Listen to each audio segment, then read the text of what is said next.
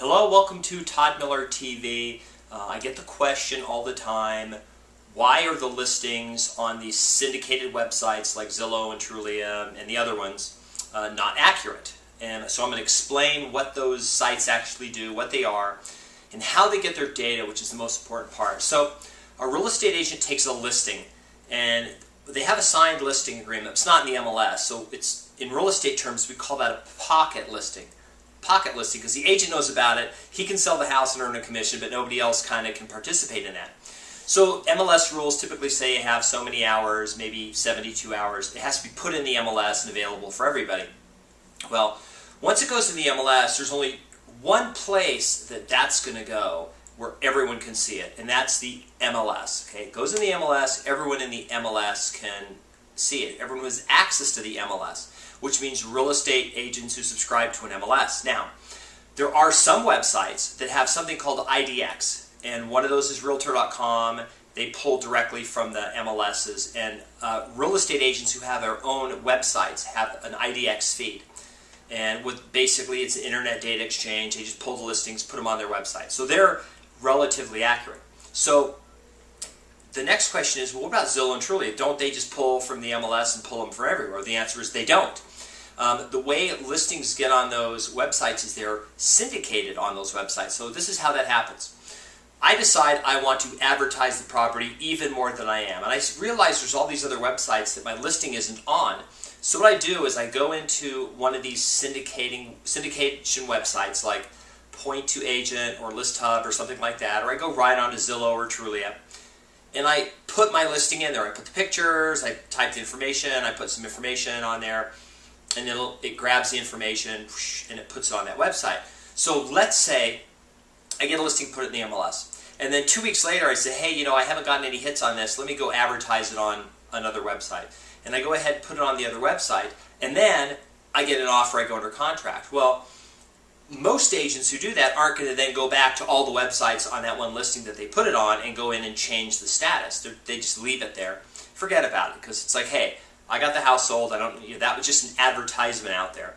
A good analogy is a print ad. When a real estate agent makes a print ad and sends it out, once it's out, it's gone. It can't be changed. So once the house is sold, there's still this print ad out there saying the house is for sale. So it's very common. You go on to these websites that aren't directly tied to the MLS, and you'll see a house available. And then what will happen is you'll call the agent or call some agent asking about the house, and they'll say it's already under contract or it's sold or whatever. So it's very common. So those websites are really, they're just advertisement portals. Nothing on there is guaranteed, nothing on there, you can see two listings of the same house right next to each other, and they can have different information. They can just be different, because it depends on what the agent put in. And of course, it can say it's under contract or it can say it's available when it was sold. And so the reason I mention this is because I'm getting a lot of clients coming to me, and they'll come to meet, and the first thing they'll do is show me the 6 listings they drove by and they want to go see them on the inside. So really quick, we'll sit down and pull them up in the MLS, under contract, under contract, under contract, or sold, right? And I'll say, well, where did you get these? And they'll say, I went to Zillow, I went to Trulia, I went on some online website, because I wanted to find all the properties that were available. I know they're all on there, but they're not all on there. So I just want to sort of share that with you. What you can do, though, is if you do see a property, you can call the agent and say, hey, your property is still being advertised. Can you go in and remove it? And the agent should be able to remove that advertisement of that property on there. And but the truth is, the only way to get accurate information is to go directly to somebody who has access to an MLS, and ask them, because they are the only ones that really know. These syndication websites, they could take weeks to get the information, and even when they get it, it could be outdated. And I guarantee you, if I went on Zillow and Trulia and looked for listings that I've had in the past that have sold, a lot of them will still be on there. They'll say they're still available. All right.